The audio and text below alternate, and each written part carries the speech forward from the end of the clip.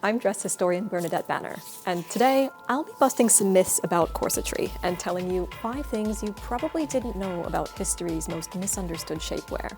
Before we start though, let's get a few things straight. Corsetry is a massive topic that's been written on extensively, both historically as well as today. I'm only going to be able to just scratch the surface with this video. So now that that's out of the way, let's get into it.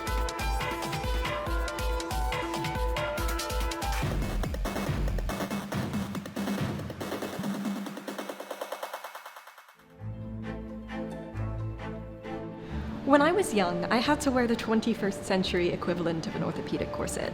Now, for those who believe in the fundamental harm of corsetry and feel shocked by what I just said, allow me to offer you a different perspective.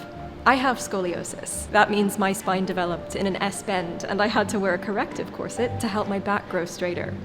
So, given my experience, you can probably imagine how intrigued I am by metal orthopedic corsets like the one I'm about to see at Wellcome Collection. It was likely designed for bone or muscle realignment, but the detail and consideration that's gone into it is just stunning. It's elegant, well-crafted, and for the person sheathed in its copper alloy shell, I wonder if it felt like a bespoke suit of armor, encouraging physical health, shaping them beneath their clothes, all the while helping them feel strong and beautiful. A well-fitted corset can be extraordinarily comfortable. While the corset as a functional support garment developed from the earlier kirtle, or full-bodice petticoat, metal corset-like garments also began to appear in the 16th century, and are thought to have been intended for medical purposes. With time, and especially the influence of Catherine de' Medici, functional and medical corsetry gave rise to fashionable corsets, which were primarily intended to alter the figure. The truth is that there's a significant difference between functional corsetry and tight lacing.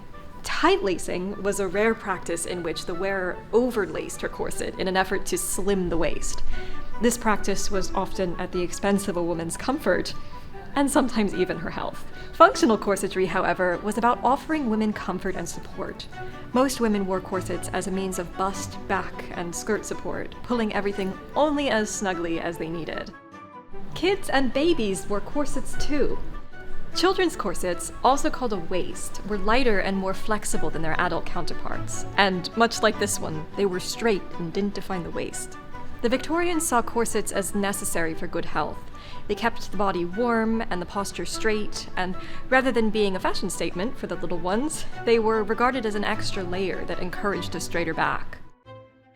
In the 19th century, a particular silhouette for fashionable men became increasingly popular.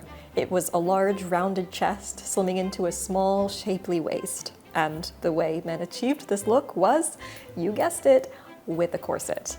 The phenomenon was known as dandyism, and although it's thought that only a minority of fashionable men took to the trend, caricatures like this one suggest dandies were perceived as vain or even at odds with Victorian ideas of masculinity, not unlike the copious criticism of high-fashion corsetry on women. Wearing a corset won't cause any harm. People have accused corsets of contributing to a range of health conditions, from anemia and dyspepsia to breathing problems and fainting. Some people, like the German physician Samuel Thomas von Zummering, considered them hazardous, yet there's no definitive evidence that corsets caused health problems, especially given that these conditions still exist today, despite most people living corset-free lives. The truth is, we'll never actually know what it was like to be a corseted woman from bygone times because, well, they aren't exactly around to answer our questions, are they? So we read, we learn, we question, we refer to sources, and we connect the dots, bringing our own knowledge and experiences to the table, while of course acknowledging the limitations and flaws of any hypothesis. And that's really what history's about.